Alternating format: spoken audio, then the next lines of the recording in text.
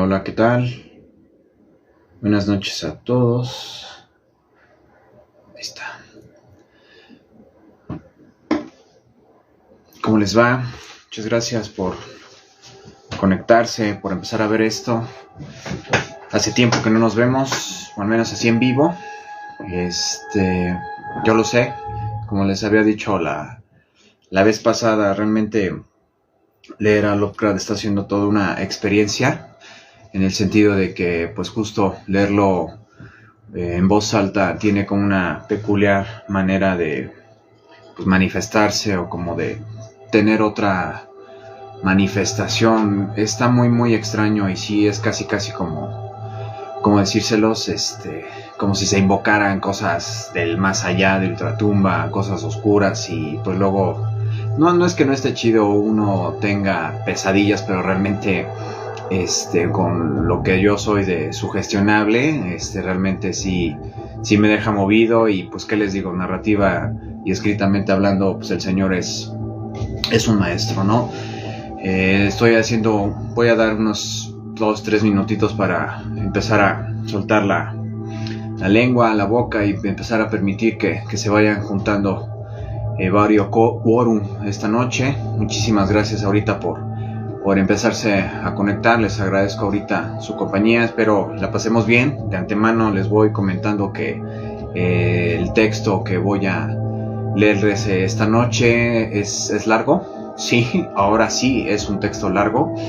Sí le di una revisada y sí está bastante interesante. Sí es algo fuerte. Incluso creo que ya es un empujón de todo lo que ha estado como trabajando, lo que hemos venido como observando, notando en las narraciones anteriores.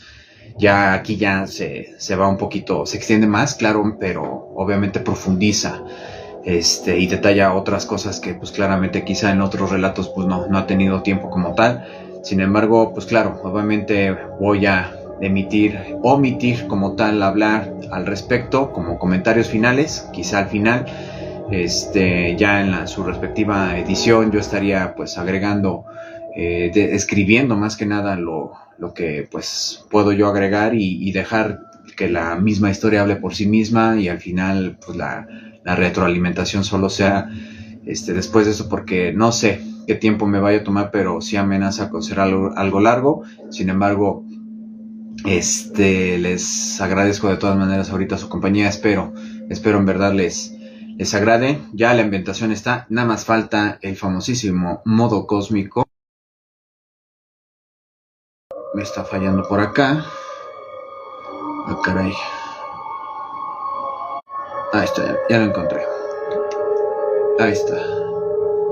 El famosísimo modo cósmico, ahí está, ¿no? Ya vamos a empezar a ambientarnos. Miren, el texto, la historia del día de hoy se llama Herbert West, Reanimador. Sí, les repito otra vez el título: Herbert West, Reanimador. Tiene alusiones claramente a Frankenstein, Reanimador, ¿no? En aquella época, pues reanimar un cuerpo vivo, pues de dónde podría literalmente venir la idea, y pues entenderemos que justo pues no era como algo tan viable o posible, aún con todos los supuestos avances de la ciencia en aquel entonces. Entonces vamos a encontrar cosas muy interesantes acá, y conforme las notas que yo en modo astral, exactamente, conforme las notas que vienen como tal en la edición, el mismo editor marca que justo Lovecraft sí se aventó a leer textos científicos, o sea, rudos, ¿no? Pesados, y o sea, sí hay teoría un poco pues real, ¿no? O pesada de por medio. Entonces, pues nada, voy a mandar antes saludos porque me piden los saludos, claro que sí, ¿no? Este pequeño espacio lo voy a aprovechar para empezar a seguir a sí, soltar la lengua. Voy a mandar saludos hasta Gualula, Hidalgo, hasta Pachuca, Hidalgo también, y y hasta donde más gusten los saludos. Esos saludos especiales van a mi persona favorita del mundo, y a otra personita que al parecer también se acaba de de conectar, entonces, y a su acompañante de mi persona favorita del mundo. Entonces, saludos, muchas gracias nuevamente por estar acá. Basta de chácharas, dirían mis profesores de literatura.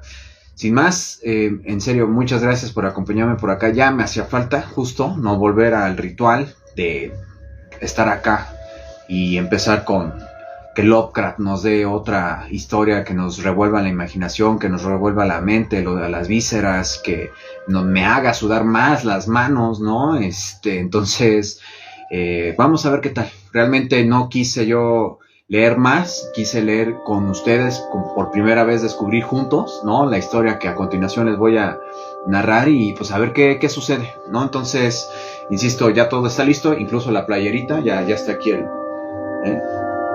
ya vengo yo de gala. Ok. Y me acaban de comentar acá, ya este es el último comercial que doy, me comentan que este texto Herbert West, Reanimador, que espero, ¿no? Que me estés diciendo eso, se leyó en alguna secundaria, espero el refrescar la memoria de esto pues tenga otro significado y sea una experiencia totalmente como solo Lovecraft nos ha hecho o nos ha permitido vivir estas noches nocturnas, estas noches de terror. Entonces, sin más, mi nombre es Diego, bienvenidos a Letras Tus Créditos. Voy a dar comienzo con la lectura. Y pues dice así. Capítulo 1. Desde la oscuridad. De Herbert West, que fue mi amigo en la universidad y posteriormente, no puedo hablar sino con extremo terror. Terror que no se debe completamente a la siniestra manera en la que desapareció recientemente, sino que fue engendrado por la naturaleza intrínseca de su trabajo en vida y que adquirió por primera vez su posterior gravedad hará más de 17 años. Cuando estábamos en el tercer curso de carrera en la Facultad de Medicina en la Universidad de Miskatonic en Arkham, ya habíamos dicho que él acuñe o él inventa realmente la ciudad de Arkham, que famosamente conocemos más por Batman y el asilo Arkham, ¿no? Ya, es el último comentario que creo que hago. Mientras coincidió conmigo, lo prodigioso y diabólico de sus experimentos me mantuvieron totalmente fascinado y me convertí en su más íntimo compañero. Ahora que ya no existe y el embrujo se ha roto, mi miedo es aún mayor. Los recuerdos y las posibilidades siempre resultan más terroríficos que la propia realidad. El primer incidente espantoso durante nuestra amistad supuso la mayor impresión que jamás había experimentado hasta entonces y me resulta muy difícil tenerlo que relatar. Como ya he anotado, sucedió mientras nos encontrábamos en la Facultad de Medicina, donde West había adquirido fama a causa de sus absurdas teorías sobre la naturaleza de la muerte y la posibilidad de vencerla con medios artificiales.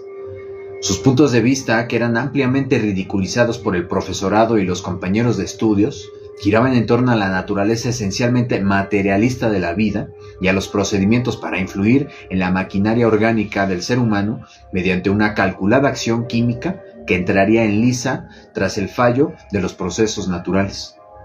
Durante sus experimentos con varias criaturas vivientes, había matado y ensayado con un número ingente de conejos, cobayas, gatos, perros y monos, llegando a convertirse en el personaje más molesto de la facultad.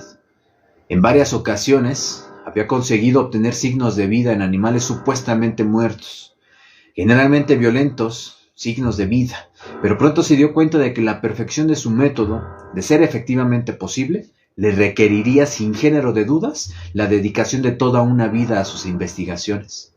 Del mismo modo, vio con total claridad que, puesto que una misma solución no actuaba de igual manera aplicada a distintas especies orgánicas, necesitaría ejemplares humanos para poder conseguir resultados futuros y progresos más especializados. Fue entonces cuando entró por primera vez en conflicto con las autoridades académicas y le fue prohibido llevar a cabo sus experimentos por el mismísimo decano de la Facultad de Medicina, el letrado y bondadoso Dr. Alan Halsey, cuyo trabajo en pro de los enfermos es recordado por todos los antiguos vecinos de Arkham. Siempre he sido excepcionalmente tolerante con las investigaciones de West Con frecuencia ambos discutíamos acerca de sus teorías, cuyas ramificaciones y corolarios eran casi infinitos, sosteniendo, al igual que Haeckel, es el autor que les digo que es real y que hay, o sea, sí cita autores y textos como reales, no los que inventa, que toda clase de vida se basa en procesos químicos y físicos y que la llamada alma es tan solo un mito. Mi amigo creía que la reanimación artificial de la muerte podía depender meramente del estado de los tejidos y que a menos que la descomposición ya hubiese actuar, cualquier cuerpo completamente dotado de órganos era susceptible, gracias al tratamiento adecuado, de recuperar ese peculiar estado llamado vida. West afirmaba sin ningún género de dudas que la vida física e intelectual podría ser dañada por el más leve deterioro de las células sensitivas del cerebro, aun cuando este fuera afectado durante un breve periodo de muerte. Al comienzo, sus esperanzas se centraban en encontrar un reactivo capaz de restituir la vitalidad antes de que se produjera la verdadera muerte, y solo sus repetidos fracasos en los experimentos con animales le habían convencido de que los condicionantes artificiales y naturales resultaban incompatibles. Entonces, se procuró ejemplares extremadamente recientes y les inyectó sus preparados en la sangre inmediatamente después de la extinción de la vid.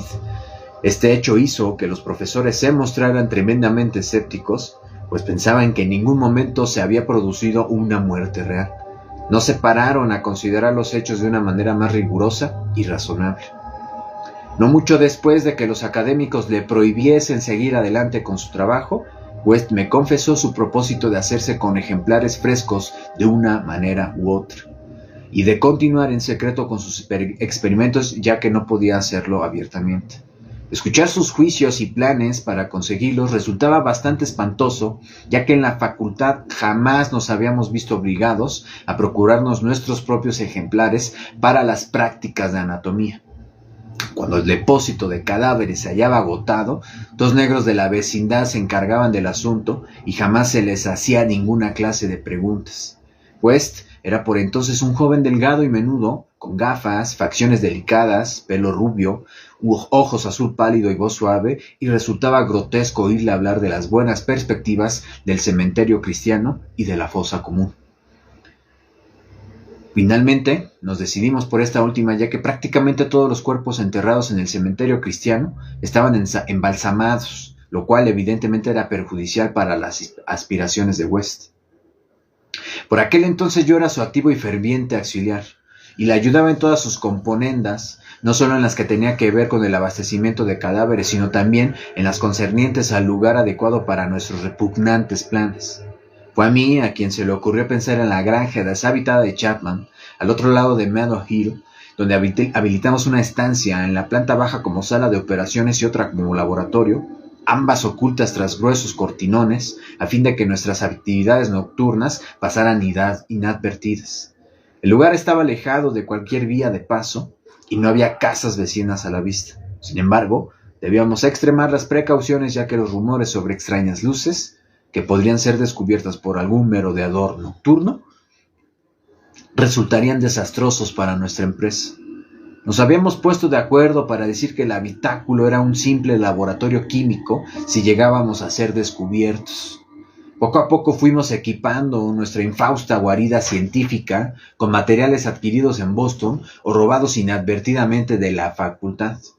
Materiales cuidadosamente camuflados de manera que resultaran irreconocibles, salvo para un ojo experto.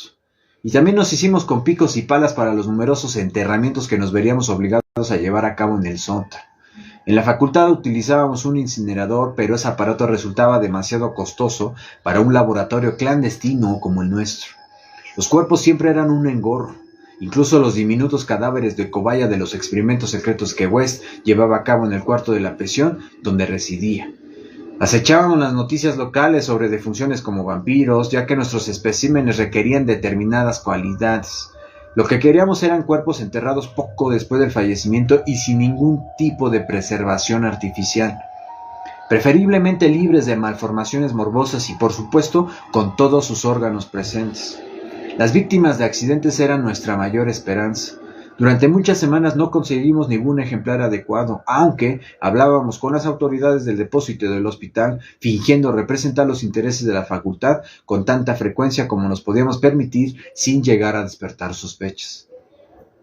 Advertimos que la universidad siempre tenía preferencia, de manera que seguramente no nos quedaría más remedio que permanecer en Arkham durante las vacaciones, y en las que tan solo se impartían unos cuantos cursillos de verano. Sin embargo, al final nos sonrió la suerte, ya que un día nos enteramos de un sujeto casi ideal que iban a enterrar en la fosa común, un musculoso y joven obrero que se acababa de ahogar el día anterior en Sumner's Pond y al cual se había dado sepultura sin dilación ni embalsamar por cuenta del erario público. Aquella tarde descubrimos la tumba reciente y decidimos empezar el trabajo justo después de la medianoche. Fue una tarea repugnante la que acometimos en las oscuras horas de la madrugada. A pesar de que en aquella época aún carecíamos de ese pavor característico a los cementerios que despertó con experiencias posteriores, íbamos provistos de palas y lámparas de petróleo, pues aunque por entonces ya existían las linternas eléctricas, no resultaban tan satisfactorias como esos artilugios de tungsteno de hoy en día. El proceso de exhumación fue lento y sórdido. Podría haber resultado grotescamente poético si hubiéramos sido artistas en vez de científicos. Y nos alegramos mucho cuando nuestras palas chocaron con la madera. Cuando la caja de pino fue completamente despejada, West se deslizó al fondo y quitó la tapa, sacando el contenido y dejándolo apoyado. Me incliné, lo agarré y entre ambos lo sacamos de la fosa. Luego nos afanamos para dejarlo todo tal cual estaba en un principio. El asunto nos había puesto bastante nerviosos, sobre todo el cuerpo rígido y la cara inexpresiva de nuestro primer trofeo, pero nos las arreglamos bien para borrar todas las huellas de nuestra visita. Cuando aplanamos la última paletada de tierra, metimos el espécimen en un saco de lona y emprendimos el regreso hacia la casa del viejo Chapman, al otro lado de Middle Hill. Sobre la improvisada mesa de disección de la vieja granja, bajo la luz de una potente lámpara de acetileno, el ejemplar no ofrecía un aspecto demasiado espectral. Se había tratado de un joven musculoso y al parecer poco imaginativo, de clase plebeya y saludable, constitución ancha, ojos grises y cabellos oscuros. Un animal sano, sin complicaciones psicológicas y seguramente con unos procesos vitales de los más simples y saludables. Con los ojos cerrados, parecía más bien estar dormido que muerto, pero las pruebas expertas a las que le sometió mi amigo pronto disiparon toda duda al respecto. Por fin habíamos conseguido lo que West siempre había anhelado, un cuerpo ideal y listo para ser sometido a la solución preparada de acuerdo a los cálculos y teorías más minuciosos para su uso en un organismo humano. Estábamos muy nerviosos, sabíamos que apenas existían posibilidades de lograr un éxito completo. Y nos resultaba imposible dejar de sentir un miedo horroroso a los grotescos efectos de una reanimación parcial. Nos sentíamos especialmente temerosos con las secuelas mentales e impulsivas de la criatura, ya que podría haber sufrido algún tipo de deterioro en las delicadas células cerebrales justo después de producirse la muerte. Por lo que a mí respecta, aún conservaba ciertas ideas curiosas acerca del concepto tradicional del alma humana y sentía algo de temor ante los secretos que podría atesorar alguien que ha regresado del más allá. Me preguntaba qué visiones podría haber contemplado este plácido joven en las esferas inaccesibles y lo que nos contaría si recuperaba plenamente la vida. Pero mi curiosidad no era excesiva, ya que compartía casi en su totalidad el materialismo de mi amigo. Se mostró más tranquilo que yo mientras inyectaba una buena dosis de su fluido en una de las venas del brazo del cadáver y también después de vendar el pinchazo sin dilación. La espera fue tétrica, pero West jamás perdió el control. Con frecuencia aplicaba su estetoscopio al espécimen y soportaba con filosofía los resultados negativos. Al cabo de unos 3/4 de hora en los que no hubo una señal de vida, declaró decepcionado que la solución era inadecuada, pero decidió aprovechar al máximo esta oportunidad e intentar una modificación en la fórmula antes de deshacerse de su macabro trofeo. Aquella tarde habíamos cavado una fosa en el sótano y debíamos llenarla antes de la aurora, ya que a pesar de haber puesto un candado en la puerta, no deseábamos correr ni el más mínimo riesgo de que se produjera un grotesco descubrimiento. Además, el cuerpo ya no estaría lo suficientemente fresco para la noche siguiente, de manera que llevamos la solitaria lámpara de acetileno a la habitación contigua, Dejamos a nuestro silencioso huésped a oscuras sobre la losa y empleamos todas nuestras energías en la preparación de un nuevo fluido en cuya fórmula, peso y medidas West se entregó con una intensidad casi fanática. El terrible suceso llegó de manera repentina y totalmente inesperada. Yo estaba vertiendo algo de un tubo de ensayo a otro y West se hallaba ocupado con la lámpara de alcohol que hacía las veces de mechero Bunsen en esta edificación sin gas cuando de la oscura habitación contigua brotó la más atroz y demoníaca sucesión de gritos que jamás había escuchado. No habría resultado más espantoso este caos de aullidos infernales si el abismo se hubiera abierto para dejar escapar la agonía de los condenados, ya que en esa cacofonía inconcebible se concentraba todo el horror supremo y la desesperación de la naturaleza animal. No podía tratarse de algo humano, los hombres no son capaces de proferir semejante griterío, y sin pensar en la tarea que estábamos realizando, ni en la posibilidad de ser descubiertos, los dos nos precipitamos por la ventana más cercana como animales, heridos, derribando los tubos de ensayo, y la lámpara y los crisoles, y corriendo alocadamente bajo el abismo estrellado de la noche rural. Creo que nosotros también gritábamos mientras avanzábamos a tropicones en dirección a la ciudad, pero al llegar al extrarradio adoptamos unas maneras más circunspectas, lo justo para hacernos pasar por un par de juerguistas nocturnos que regresan a casa después de una fiesta.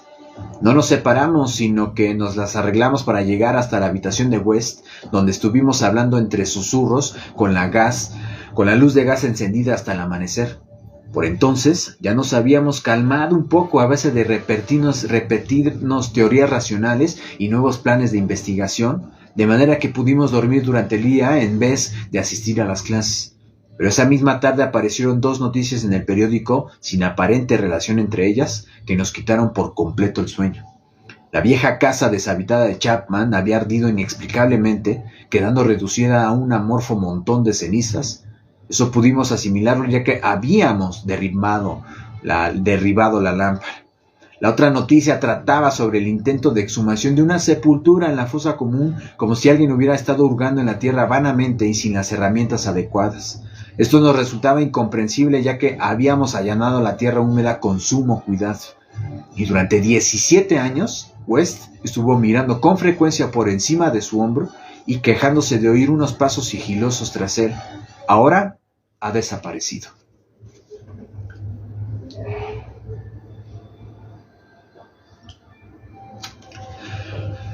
Dos.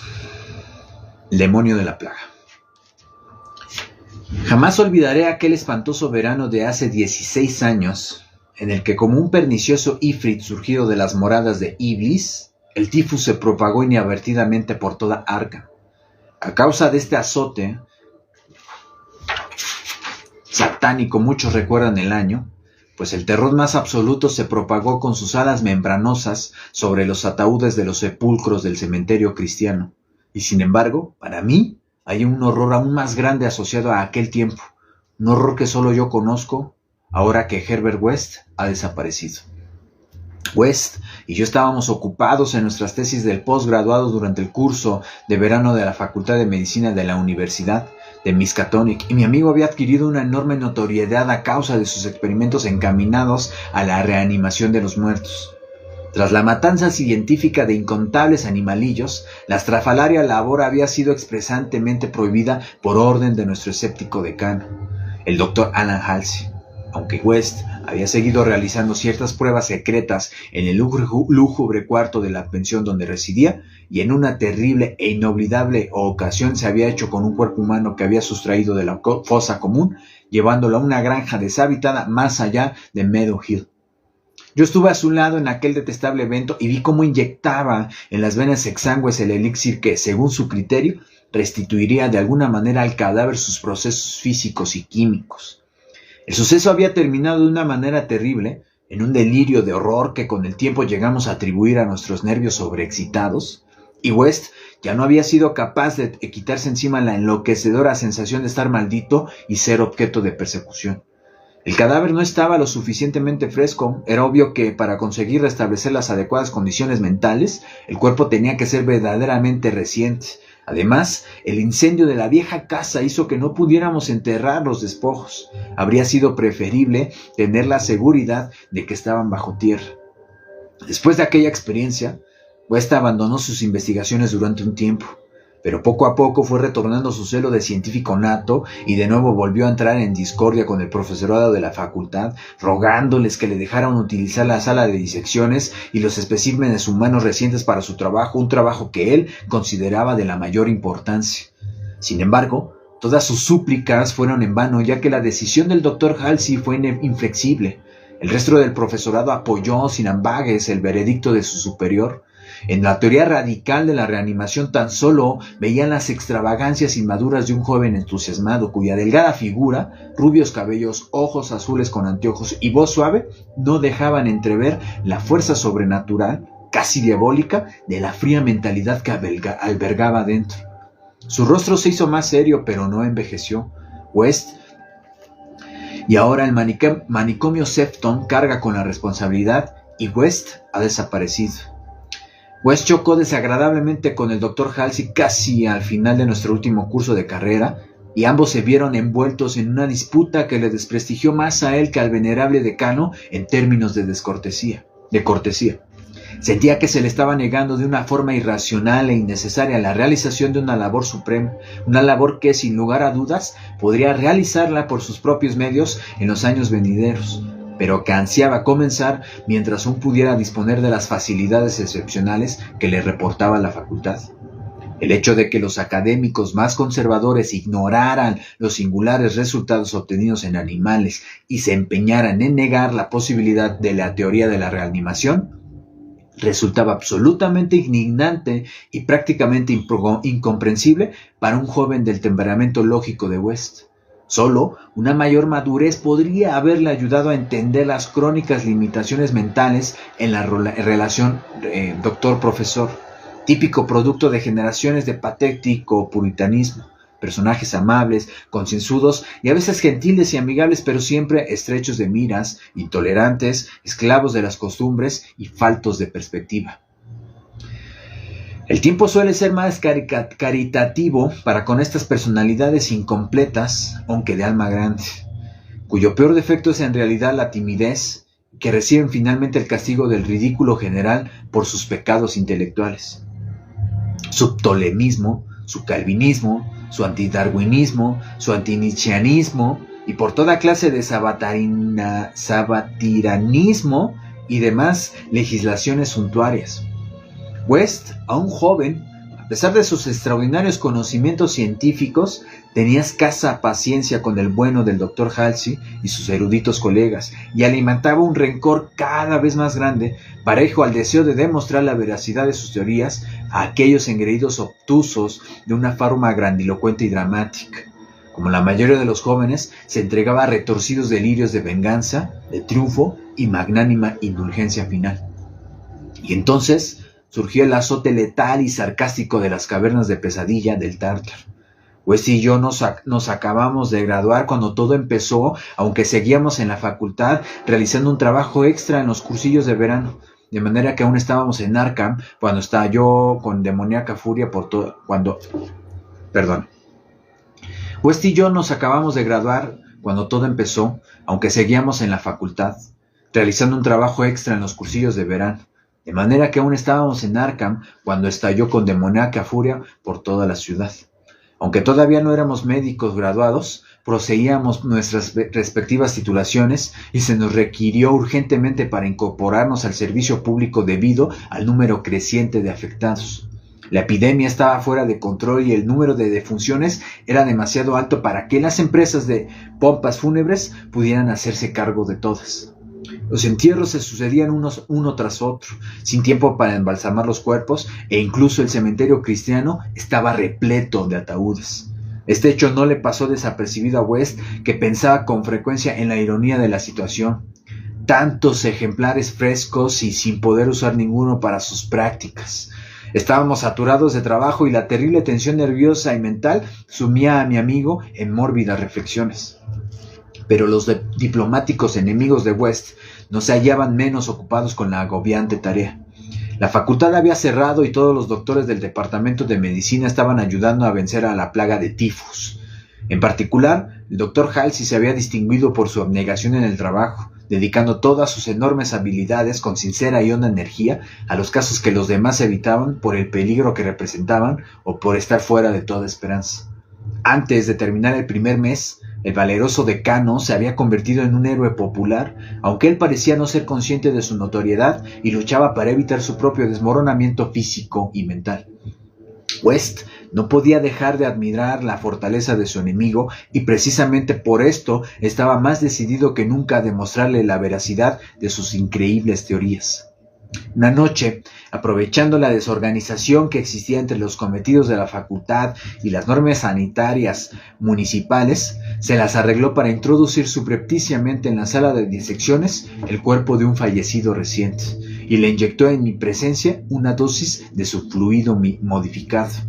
El cadáver abrió los ojos, pero tan solo se limitó a fijarlos en el techo con una mirada petrificada llena de horror, antes de caer en una inmovilidad absoluta de la que nada pudo sacarle. West dijo que no era lo suficientemente fresco. El cálido ambiente veraniego no favorece la conservación de los cuerpos. Aquella vez estuvimos a punto de ser descubiertos antes de incinerar el cadáver y West empezó a tener dudas sobre la conveniencia de volver a utilizar indebidamente las instalaciones de la facultad. El punto álgido de la epidemia tuvo lugar en agosto. West y yo estuvimos a punto de morir y el propio Dr. Halsey falleció el 14 del mismo mes. Todos los estudiantes acudieron a su apresurado sepelio, que tuvo lugar el día 15, y compraron una impresionante corona funeraria, aunque fue casi engullida por los testimonios de admiración que enviaron los ciudadanos nobles de Arkham y la propia municipalidad. Se trató casi de un acontecimiento público, ya que el decano se había convertido en un benefactor de la ciudad. Tras el sepelio nos quedamos bastante deprimidos y pasamos la tarde en el bar de la Commercial House, donde West, aún afectado por el fallecimiento de su mayor adversario, nos hizo temblar a todos con una charla sobre sus infames teorías. Casi todos los estudiantes se fueron a casa o se concentraron en sus diversas obligaciones, pero West me convenció para que le ayudara a sacar partido de la noche. La patrona de West nos vio llegar a su habitación hacia las 2 de la madrugada, cargando con una tercera persona entre los dos, y le comentó a su marido que con toda seguridad habíamos cenado y bebido a base de bien. En apariencia, la vinagrada patrona tenía razón, pues hacia las 3 de la madrugada todo el edificio se despertó a causa de los gritos que salían de la habitación de West. Y cuando forzaron la puerta, nos encontraron inconscientes a ambos, tendidos sobre la alfombra manchada de sangre, golpeados, magullados y doloridos, con pedazos de frascos e instrumentos rotos esparcidos a nuestro alrededor. Tan solo una ventana abierta daba cuenta del camino que había tomado nuestro salteador, y muchos se preguntaron cómo se les había apañado después del tremendo salto que tuvo que dar desde un segundo piso hasta el césped de abajo. Descubrieron algunas prendas extrañas en la habitación, pero cuando West volvió en sí les explicó que no pertenecían al desconocido, sino que se trataba de unas muestras recogidas para su posterior análisis bacteriológico en el transcurso de sus investigaciones sobre la transmisión de enfermedades contagiosas. Les ordenó que las incineraran lo antes posible en la espaciosa chimenea. Dijimos a la policía que ninguno de los dos conocíamos la identidad de nuestro acompañante. Se trataba, declaró un nervioso West, de un simpático forastero con el que nos habíamos topado en un bar de las afueras de la ciudad que no recordábamos. Todos juntos habíamos pasado una alegre velada y ni West ni yo queríamos denunciar a nuestro agresivo compañero. Aquella misma noche fuimos testigos del segundo horror que se adueñó de Arkham. Un horror que desde mi punto de vista eclipsaba al de la misma epidemia. El cementerio cristiano se convirtió en el escenario de un espeluznante asesinato. Un vigilante fue muerto a zarpazos de una manera tan espantosa que resulta imposible describir, e incluso se llegó a poner en duda la autoría humana del crimen. La víctima había sido vista con vida bastante después de la medianoche, aunque hasta el amanecer no se descubrió el infame crimen. Se interrogó al administrador de un circo instalado en la vecina ciudad de Bolton, pero este juró que ninguna de sus bestias había escapado de la jaula en toda la noche. Los que encontraron el cuerpo observaron un rastro de sangre que conducía a un sepulcro reciente en cuyo cemento se podía ver un charco rojo justo delante de la entrada. Otro rastro más tenue se dirigía hacia los bosques, aunque pronto se le perdía la vista. A la siguiente noche, los diablos danzaron sobre los tejados de Arkham y una locura sobrenatural aulló con el viento. Una maldición andaba suelta por la enfebrecida ciudad y para muchos se trataba de algo aún peor que la propia plaga, y otros murmuraban que era la materialización del mismísimo demonio de la enfermedad. 8 casas fueron asaltadas por un ser innombrable que sembró la muerte roja a su paso, dejando tras de sí un saldo de 17 cuerpos asesinados a manos de un monstruo sádico y silencioso. Algunas personas que pudieron distinguirle en la oscuridad declararon que era como un mono blanco y deforme o una especie de diablo antropomorfo. No había dejado ningún cuerpo completo tras de sí, ya que a veces había tenido hambre. El número total de sus víctimas ascendía a 14, las otras 3 se encontraron en casas infectadas a las que la muerte por la enfermedad ya había sorprendido. Durante la tercera noche, grupos desesperados de ciudadanos dirigidos por la policía lograron capturarle en una casa de Crane Street cerca del campus de la Universidad de Miskatonic. Habían organizado la batida con sumo cuidado, manteniéndose en contacto mediante emisoras voluntarias de teléfonos. Y cuando alguien del distrito de la universidad informó que había oído a alguien arañando sobre una ventana cerrada, la tela de araña se desplegó con toda rapidez. Gracias a la alarma general y a todas las precauciones que se tomaron, no hubo más que otras 2 víctimas y la captura se efectuó sin mayores incidencias. La criatura fue finalmente abatida por una bala, aunque ésta no acabó con su vida, y trasladada al hospital municipal en medio del furor y el odio populares. Pues el ser había sido un hombre. Este hecho quedó patente a pesar de sus ojos nauseabundos, su simiesco mutismo y su diabólica brutalidad. Le vendaron la herida y le encerraron en el asilo de Sefton, donde permaneció golpeándose la cabeza contra las paredes acolchadas de su celda durante 16 años. Hasta un reciente accidente a causa del cual pudo escapar en circunstancias que a nadie le gusta mencionar. Lo que más repugnó a los captores de Arkham fue que tras limpiar la cara del monstruo, observaron en ella una semejanza increíble y ridícula con la de un venerable y sabio mártir al que habían dado sepultura 3 días antes, el difunto doctor Alan Halsey, benefactor público y decano de la Facultad de Medicina de la Universidad de Miskatonic. Para el desaparecido Herbert West y para mí la repugnancia y el horror fueron indescriptibles. Aún me estremezco ahora cuando pienso en todo ello. Me estremezco aún más que aquella mañana en la que West murmuró por entre sus vendajes: maldición, no estaba lo bastante fresco.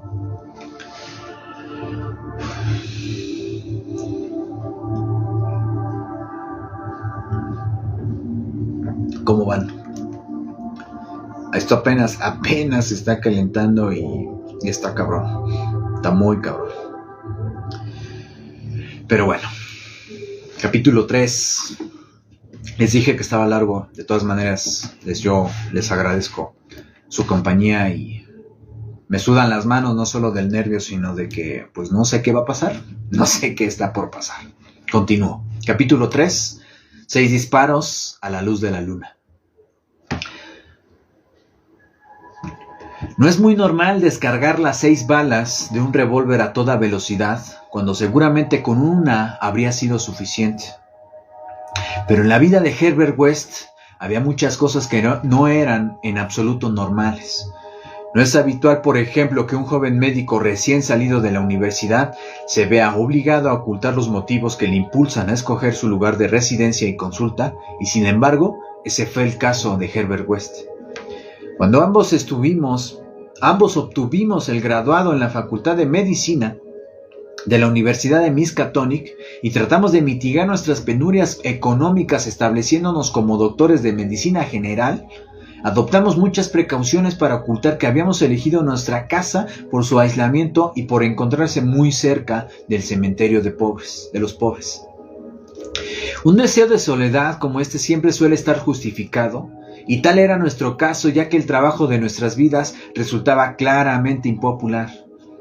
De cara al exterior tan solo éramos un par de médicos, pero por debajo de esa apariencia existían unos objetivos de una importancia mucho mayor y terrible, ya que la esencia de la vida de Herbert West consistía en la búsqueda de las regiones desconocidas que se abren más allá de la negrura y lo prohibido, en las cuales esperaba desentrañar el secreto de la vida y devolver la animación perpetua al frío barro de la fosa.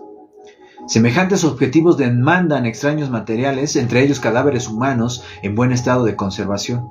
Y para mantenerse bien abastecido de estos ingredientes imprescindibles, uno debe vivir discretamente y no muy lejos de un lugar de enterramientos anónimos. West y yo nos habíamos conocido en la universidad y fui el único que simpatizó con sus terroríficos experimentos. Con el tiempo me convertí en su inseparable ayudante y ahora que habíamos terminado los estudios universitarios, teníamos que seguir unidos. No resultaba sencillo que dos médicos encontraran una salida juntos, pero al fin, y gracias a las recomendaciones de la universidad, conseguimos una consulta en Bolton, un pueblo industrial próximo a Arkham donde estaba localizada la facultad. Las fábricas textiles de Bolton eran las más importantes del valle de Miskatonic y sus políglotas empleados no resultaban demasiado gratos a los médicos locales. Elegimos nuestra residencia con el mayor cuidado, estableciéndonos finalmente en un edificio ruinoso casi al final de Pond Street, a 5 portales de nuestro vecino más próximo y separada del cementerio, común tan solo por una estrecha franja de tierra boscosa que se extiende al norte. La distancia resultaba mayor de lo que habríamos deseado, pero no pudimos encontrar una morada más cercana sin tener que instalarnos al otro lado del prado, muy lejos ya de la zona industrial. Sin embargo, no estábamos demasiado insatisfechos, ya que apenas había inquilinos entre nosotros y nuestra fuente de suministros. El paseo resultaba un poco largo, pero podíamos acarrear nuestros silenciosos ejemplares sin ser molestados. Nuestro trabajo fue sorprendentemente abundante desde el mismísimo principio, lo bastante abundante como para satisfacer a la mayoría de los médicos más jóvenes y demasiado abundante como para no resultar aburrido y pesado a dos estudiosos cuyo verdadero interés se hallaba en otro sitio. Los empleados de las fábricas eran de inclinaciones más bien turbulentas y además de sus múltiples necesidades de asistencia médica, también nos mantenían muy ocupados con sus frecuentes peleas a golpes y navajazos. Pero lo que verdaderamente acaparaba nuestro interés era el laboratorio secreto instalado en el sótano, con su enorme mesa de operaciones iluminada por focos eléctricos, donde a primeras horas de la madrugada solíamos inyectar las diferentes soluciones de West en las venas de los desechos que sustraíamos del cementerio común. West estaba experimentando ansiosamente con la esperanza de descubrir algo que pusiera de nuevo en marcha las constantes vitales de los hombres, tras haber sido estas interrumpidas por eso que llamamos muerte, pero se había topado con los más espectrales obstáculos. Perdón, voy a repetir eso, párrafo, disculpen. West estaba experimentando ansiosamente con la esperanza de descubrir algo que pusiera de nuevo en marcha las constantes vitales de los hombres, tras haber sido estas interrumpidas por eso que llamamos muerte, pero se había topado con los más espectrales obstáculos. La solución tenía que ser diferente según el sujeto a intervenir. Lo que era adecuado a los conejillos de indias no valía para los seres humanos y cada espécimen requería notables modificaciones. Los cuerpos tenían que ser extremadamente frescos, pues la más mínima descomposición del tejido cerebral hacía inviable una perfecta reanimación. En realidad, el mayor problema consistía en conseguir ejemplares lo suficientemente frescos.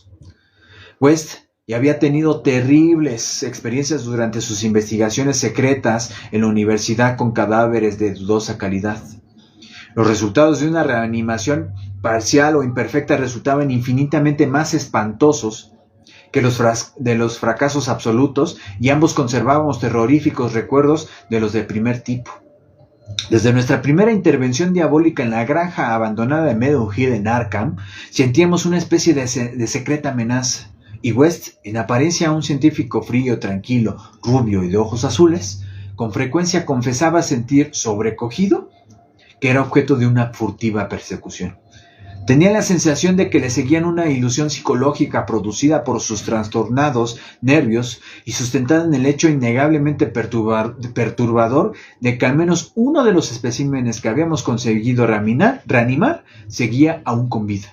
Un espantoso y carnívoro ser encerrado en una celda acolchada de Sefton. Y también había otro, el primero, cuya suerte jamás habíamos llegado a conocer.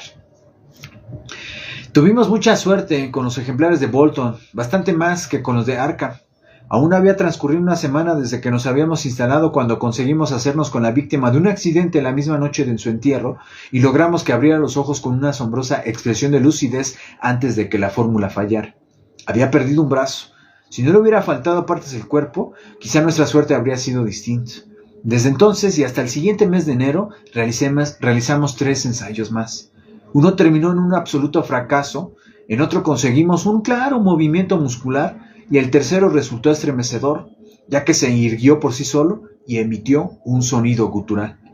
Luego sobrevino un periodo de mala suerte. Decayó el número de enterramientos y los pocos que hubo eran de ejemplares demasiado enfermos o incompletos para nuestras necesidades. Seguíamos la pista de todas las defunciones que se producían y de sus circunstancias personales con un cuidado sistemático. Una noche de marzo, sin embargo, conseguimos de forma totalmente inesperada un ejemplar que no procedía del cementerio común. El puritanismo imperante en Bolton prohibía la práctica del boxeo, hecho que dejaba sus lógicas consecuencias. Los combates clandestinos y mal arbitrados entre los obreros de las fábricas eran cosa corriente y en ocasiones se traía de fuera a algún profesional de escasa entidad. Esa noche de finales del invierno se produjo un combate de semejantes características y evidentemente sus consecuencias fueron desastrosas, ya que vinieron a buscarnos 2 polacos aterrorizados, rogándonos entre murmullos incoherentes que atendiésemos un caso muy secreto y desesperado. Le seguimos hasta un cobertizo abandonado, donde aún quedaban los rezagados de una muchedumbre de atemorizados extranjeros que observaban un cuerpo negro y silencioso que yacía en el suelo. En el combate se habían enfrentado Kit O'Brien, un joven sin experiencia y ahora tembloroso con una nariz ganchuda muy poco irlandesa, contra Buck Robinson, el renegrido de Harlem. El negro había caído noqueado y tras el breve examen que le practicamos nos dimos cuenta de que ya no se iba a levantar nunca más.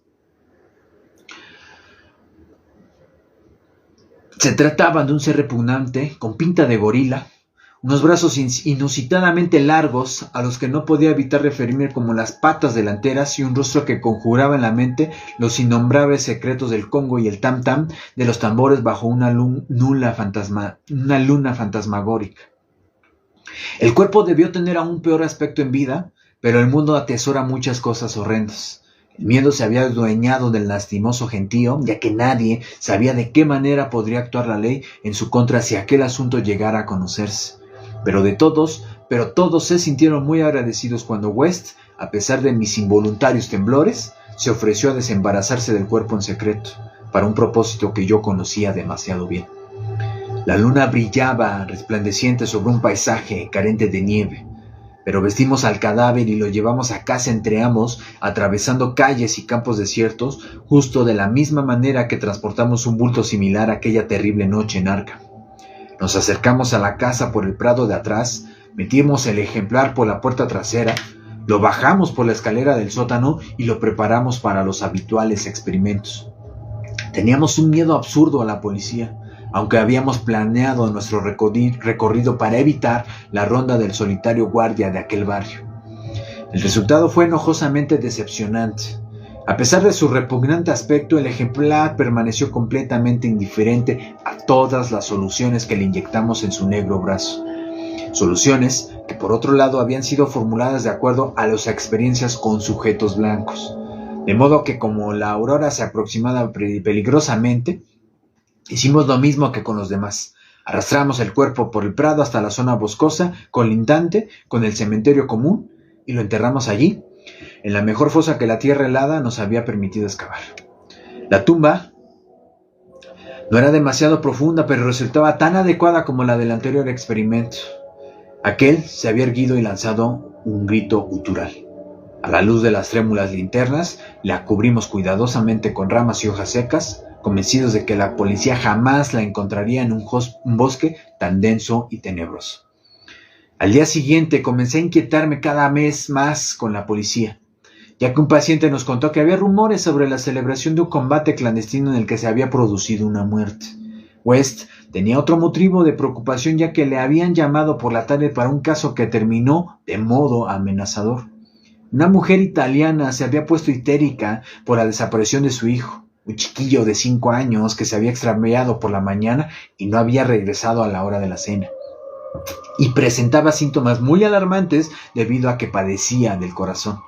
Se trataba de una histeria bastante estúpida, ya que el muchacho se había escapado antes con frecuencia. Pero los campesinos italianos son extraordinariamente supersticiosos, y aquella mujer parecía tan abrumada por los presentimientos como por los hechos. Hacia las 7 de la tarde la mujer falleció, y su frenético marido armó un escándalo espantoso intentando matar a West, a quien acusaba con vehemencia de no haber salvado a su esposa. Sus compañeros le habían sujetado cuando esgrimió una navaja delante de West, pero este pudo marcharse entre gritos inhumanos, maldiciones y juramentos de venganza. En su último dolor, el sujeto parecía haberse olvidado de su hijo, que aún no había regresado a pesar de que ya era noche cerrada. Se habló de buscar en los bosques, pero la mayoría de los amigos de la familia ya estaban demasiado ocupados con la fallecida y su vociferante marido. En cualquier caso, la tensión nerviosa a la que West se había visto sometido debió ser tremenda. Las preocupaciones por la policía y el italiano enloquecido pesaban sobre él de manera espantosa. Nos retiramos a dormir sobre las 11 de la noche, pero yo no pude conciliar el sueño. Bolton contaba con un cuerpo de policía asombrosamente eficiente para tratarse de una pequeña localidad, y yo no podía dejar de preocuparme por el escándalo que se armaría si llegaban a descubrirse los acontecimientos de la noche anterior. Significaría el fin de nuestros experimentos en la ciudad y quizá la cárcel para los dos. No me agradaban todos esos rumores sobre un combate clandestino. Cuando en el reloj sonaron 3 campanadas, la luz de la luna brilló en mis ojos, pero yo me di vuelta sin levantarme a bajar la persiana. Entonces se escuchó un enérgico golpeteo sobre la puerta trasera. Me quedé quieto y algo aturdido, pero al rato oí a West llamando a mi puerta. Estaba en bata y zapatillas y llevaba un revólver y una linterna eléctrica en las manos. Pero por el revólver me di cuenta de que pensaba más en el italiano enloquecido que en la policía. «Será mejor que vayamos los dos», susurró. «Sería inadecuado no contestar. Podría tratarse de un enfermo. Seguro que esos idiotas suelen llamar a la puerta de atrás». Así que los dos bajamos de puntillas por la escalera, con un temor en parte justificado y en parte producido por el ambiente fantasmagórico de las primeras horas de la madrugada. El golpeteo continuaba e incluso había subido de tono. Cuando llegamos a la puerta, descorrí con cautela el cerrojo y la abrí de par en par. Y cuando la luz de la luna delineó la figura que se erguía delante de nosotros, West hizo algo muy extraño. A pesar del peligro evidente de alertar y atraer sobre nuestras cabezas la temida investigación policial, hecho que felizmente no se produjo debido al relativo aislamiento de nuestra residencia, mi amigo, repentina, nerviosa e innecesariamente, vació el cargador de 6 balas de su revólver sobre el visitante nocturno. Pero aquel extraño no resultó ser el italiano, ni tampoco un policía. Recortándose de manera espantosa contra la luna espectral, se erguía un ser gigantesco y contrahecho, tan solo comparable al de las peores pesadillas.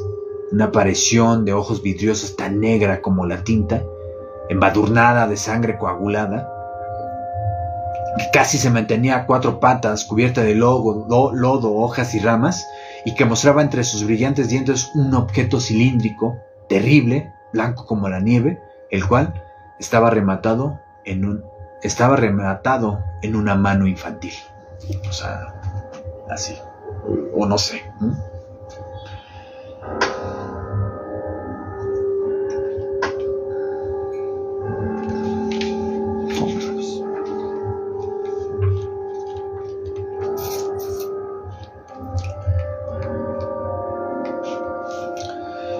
Ya vamos a la mitad. Gracias por seguir aquí. Ya vamos a la mitad.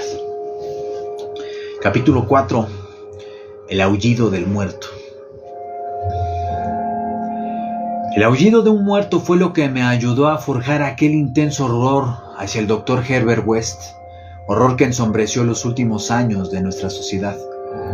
Es normal que un grito semejante salido de la garganta de un cadáver produzca espanto, ya que no se trata de una experiencia placentera ni ordinaria, pero yo estaba habitado a tales acontecimientos y lo que realmente me afectó en aquella ocasión fue cierta circunstancia especial. Como ya he dejado caer, no fue el muerto en sí mismo lo que me hizo sentir pavor. Herbert West, de quien yo era socio y asistente, poseía intereses científicos muy alejados de la rutina habitual de un médico de pueblo. Por eso, cuando abrió su consulta en Bolton, había elegido una casa aislada cerca del cementerio común. Dicho de manera breve y concisa, el único y obsesionante interés de West consistía en el estudio secreto de los fenómenos de la vida y el fin de ésta, encaminados a la reanimación de los muertos gracias a la administración inyectada de ciertas soluciones estimulantes. Para llevar a cabo estos macabros experimentos era necesario estar constantemente abastecidos de cuerpos humanos recientemente fallecidos. Tenían que ser ejemplares muy frescos, ya que la más mínima descomposición daña irremediablemente la estructura del cerebro. También tenían que ser ejemplares humanos, porque descubrimos que la solución debía adecuarse a los diferentes tipos de organismos. Matamos gran cantidad de conejos y cobayas para experimentar con ellos, pero estos ensayos no nos condujeron a ningún sitio. West jamás había conseguido un éxito rotundo porque nunca había podido disponer de un cadáver lo suficientemente fresco. Lo que realmente necesitaba eran cuerpos cuyas constantes vitales hubieran cesado muy poco antes. Cuerpos con todas las células intactas y capaces de recibir de nuevo el impulso hacia esa modalidad de animación que llamamos vida. Había esperanzas de que esta segunda vida artificial pudiera llegar a ser perpetua gracias a la administración repetitiva de las inyecciones, pero también habíamos aprendido que la vida natural y ordinaria no respondía al tratamiento. Para conseguir una animación artificial, la vida ordinaria tenía que estar extinguida. Los especímenes debían ser muy frescos, pero estar positivamente muertos. La fantasmagórica investigación había comenzado cuando West y yo éramos simples estudiantes de la Facultad de Medicina de la Universidad de Miskatonic en Arkham y estábamos profundamente convencidos desde el principio de la naturaleza totalmente mecanicista de la vida. Pausa. Al parecer, creo que capítulo tras capítulo, al notar la extensión que estamos notando, ¿no? de la narración de él, permítame un ligero paréntesis para pues ayudar a entender la repetición que hay. Hay que entender que en sus tiempos sus textos se publicaban semanalmente, periódicamente, ¿no? Entonces, creo yo, en un afán de recordar a sus lectores, ¿no?, del inicio de esta historia, pues había como que refrescar, pues qué había pasado en el capítulo anterior, ¿no? Como comúnmente nos es muy obvio ver el resumen de un capítulo cuando vemos algo en Netflix o donde sea que veamos cosas, ¿no? Entonces, si vemos que repite al inicio de cada capítulo todo lo que ya venimos viendo desde el primer capítulo, creo yo que puede ser eso. Entonces, no tiene por qué ser disculpado Lovecraft, pero quiero yo hacer este paréntesis para, pues justo no digan, pues es que ya lo leíste, pues que creo yo que va un poquito para allá, pero hecha esta salvedad, continúo, porque pues está diciendo lo mismo que está lo que nos viene narrando el narrador desde el primer capítulo. Entonces, pero tiene un ritmo también considerable el que nos vuelva a repetir y otra vez vuelva a centrar en el acontecimiento particular del capítulo. Pero bueno, continúo. Dice, la fantasmagórica investigación había comenzado cuando West y yo éramos simples estudiantes de la Facultad de Medicina de la Universidad de Miskatonic en Arkham y estábamos profundamente convencidos desde el principio de la naturaleza totalmente mecanicista de la vida. Habían pasado 7 años desde entonces, pero West parecía no haber envejecido ni un solo día. Era bajo, rubio, siempre bien afeitado, de voz suave y con gafas, y solo algún destello casual en sus fríos ojos azules delataba el despiadado y creciente fanatismo que asomaba bajo la presión de sus terribles investigaciones.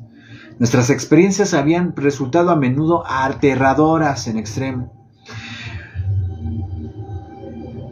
Y siempre como consecuencia de una reanimación defectuosa, cuando los grumos de lodo del cementerio se han galvanizado en unos movimientos morbosos, antinaturales y ciegos, a resultas de las diversas modificaciones llevadas a cabo en la solución vital. Uno de los ejemplares había lanzado un grito turbador, otro se había erguido violentamente, golpeándonos hasta dejarnos inconscientes, huyendo luego enloquecido antes de que consiguieran atraparle y encerrarle tras los barrotes del asilo. O sea, aún no está vivo por ahí.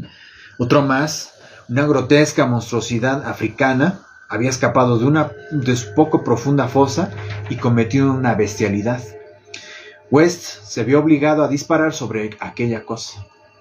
No podíamos conseguir cadáveres lo suficientemente frescos como para que mostrasen alguna traza de inteligencia tras ser reanimados. De manera que ineludiblemente habíamos creado horrores innombrables. Resultaba inquietante pensar que posiblemente dos de nuestras monstruosidades aún seguían vivas. Pensamiento que estuvo angustiándonos de una manera imprecisa hasta que al fin West desapareció en espantosas circunstancias. Pero en el momento del aullido en el laboratorio del sótano de aquel apartado caserío de Bolton, nuestros temores se subordinaban a la ansiedad por conseguir especímenes realmente frescos. West se mostraba más ávido que yo, de manera que a mí me parecía que estudiaba los cuerpos de cualquier persona viva con cierta codicia. El mes de julio de 1910, imagínense, empezó a mejorar la mala suerte que habíamos tenido con la adquisición de nuevos ejemplares. Yo había estado ausente largo tiempo durante una visita familiar en Illinois, y a mi regreso encontré a West en un estado de singular euforia. Me dijo muy excitado que había resuelto casi con toda seguridad el problema del abastecimiento de cuerpos frescos, abordando el asunto desde una perspectiva totalmente nueva, el de la conservación artificial. Yo sabía que había estado trabajando en una fórmula de embalsamado inédita y totalmente original, y no me sorprendió que hubiera tenido éxito. Pero hasta que no me explicó todos los detalles, me sentí bastante confuso por cómo podría ayudarnos eso en nuestras investigaciones, ya que el inaceptable deterioro de los cuerpos se producía siempre por culpa del tiempo que transcurría antes de que pudiéramos hacernos con ellos. Pero West, ahora me doy cuenta, ya había pensado en ello. Formuló un compuesto embalsamador con vistas a un uso posterior y no inmediato, por si el destino le ponía en las manos un cuerpo muy reciente y aún sin enterrar, como ya había sucedido unos años antes con el negro muerto en el combate clandestino celebrado en Bolton. Y el destino por fin se mostró amable con nosotros, de manera que en esta ocasión conseguimos tener en el laboratorio secreto del sótano un cadáver cuya descomposición no podía haber tenido tiempo de empezar a actuar. West no se atrevía a aventurar lo que sucedería en el momento de la reanimación, ni si conseguiríamos una recuperación completa de su capacidad mental. El experimento marcaría un hito en nuestros estudios, por lo que conservó este nuevo cadáver hasta mi regreso, con la finalidad de que ambos compartiéramos el resultado de la manera habitual. West me relató cómo había conseguido el ejemplar. Se trataba de un hombre vigoroso, un extranjero muy correctamente vestido que acababa de bajar del tren con la intención de tramitar algún tipo de operación comercial en las fábricas textiles de Bolton. La caminata a través de la ciudad era bastante larga, y al detenerse en nuestra casa para preguntar por la dirección de las fábricas, había sufrido un paro cardíaco.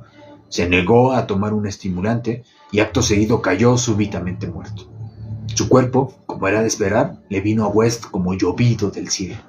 En su breve conversación con el forastero, le había explicado que no conocía a nadie en Bolton, y un posterior registro de sus bolsillos reveló que se trataba de un tal Robert Levitt de San Luis, y que al parecer no tenía familia que pudiera interesarse por su desaparición.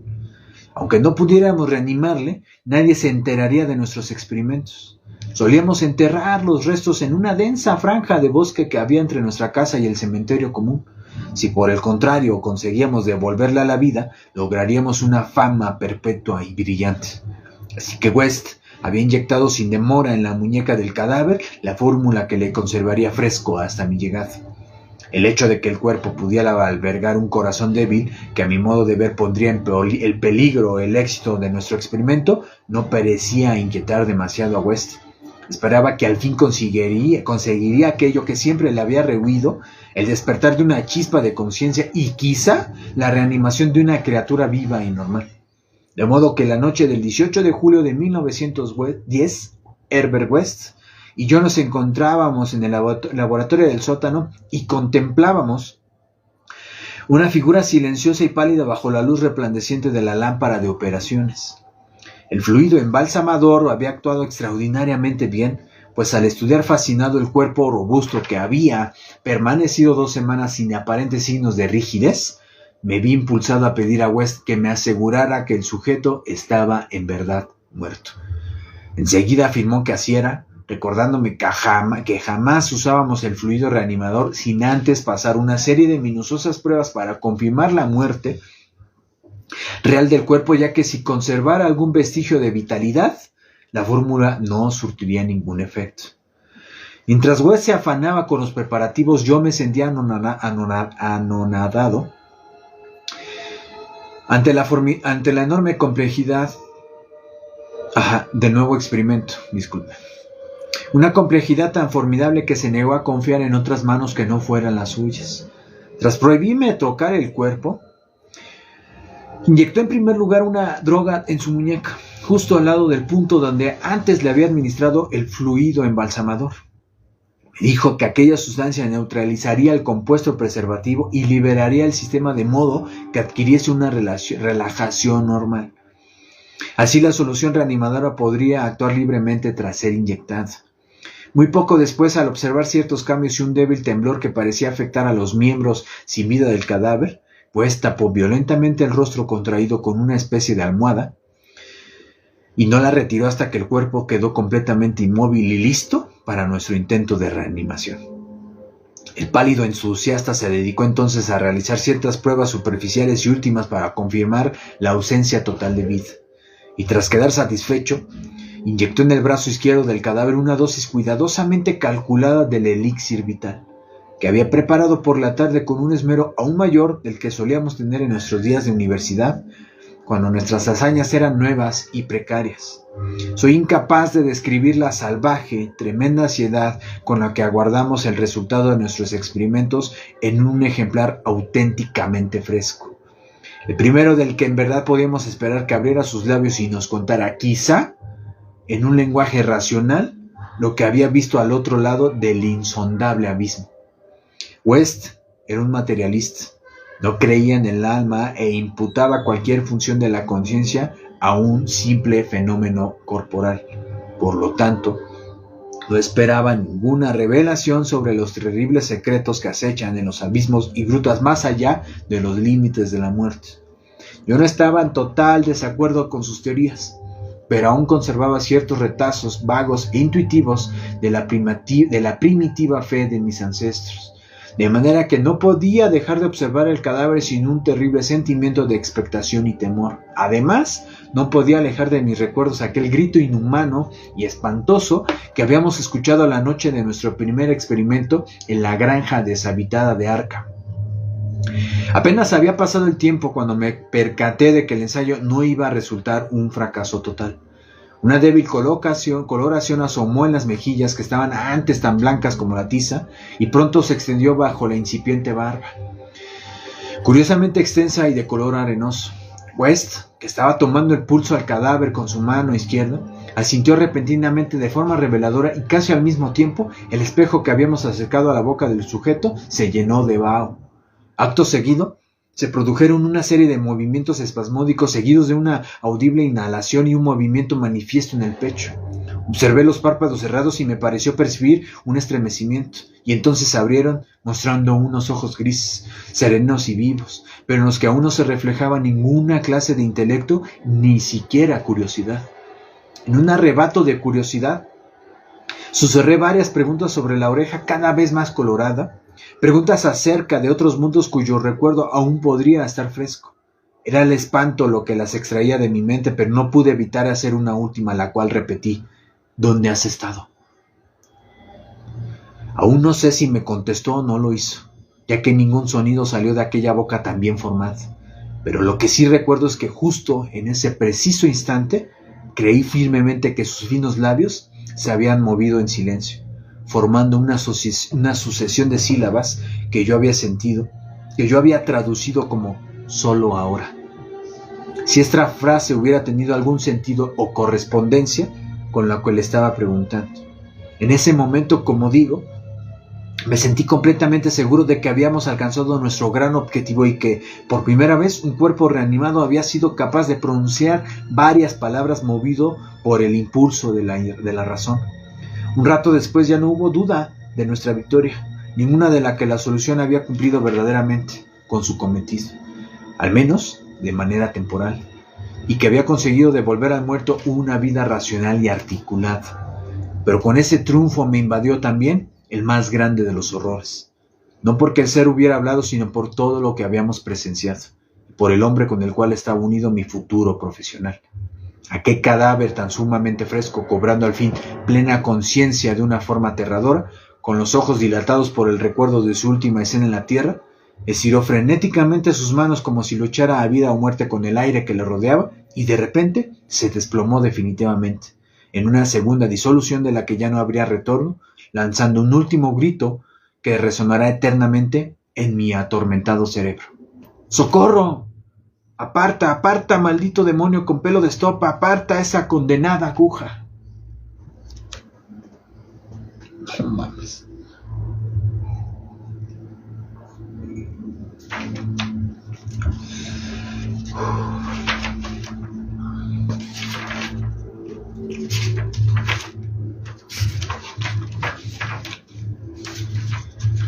El penúltimo capítulo. Muchas gracias por los que se han ido agregando a lo largo del episodio, de la sesión, de la lectura. Espero les esté agradando. A mí sí. Ya les comentaré un poquito al final. Continúo. Quinto capítulo.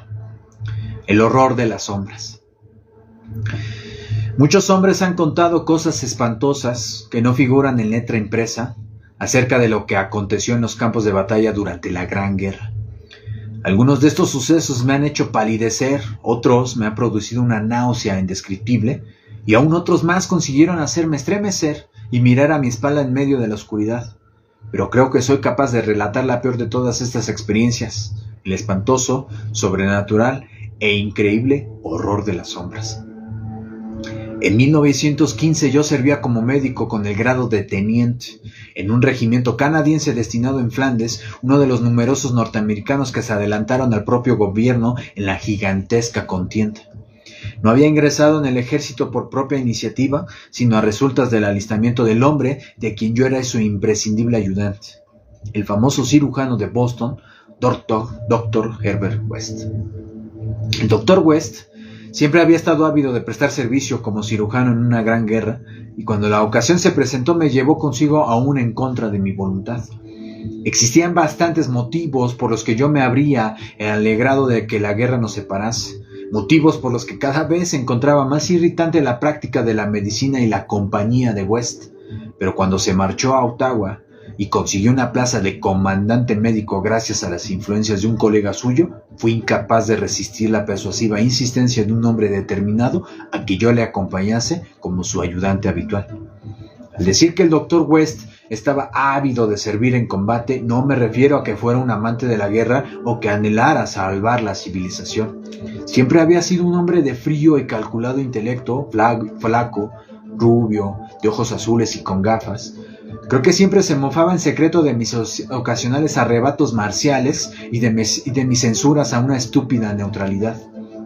Y sin embargo, había algo en la asediada Flandes que él codiciaba, y para conseguirlo adoptó una apariencia militar. No deseaba lo mismo que anhelan las personas corrientes, sino algo relacionado con una determinada rama de la ciencia médica que él había elegido practicar clandestinamente, y en la cual había conseguido unos resultados asombrosos y a veces terroríficos. Se trataba en suma de tener acceso a una abundante provisión de cuerpos recientemente fallecidos y en cualquier estado de descuartizamiento. Herbert West necesitaba cadáveres frescos porque el trabajo de su vida consistía en la reanimación de cuerpos muertos.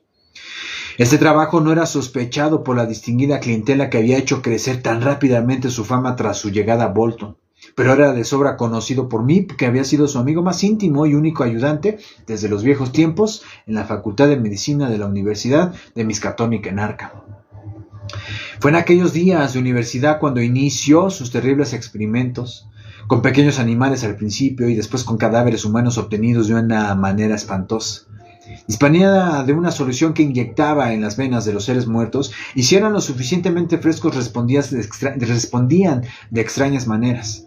Le había costado mucho descubrir la fórmula adecuada, ya que cada tipo de organismo necesitaba un determinado estímulo que se adaptara a su ser.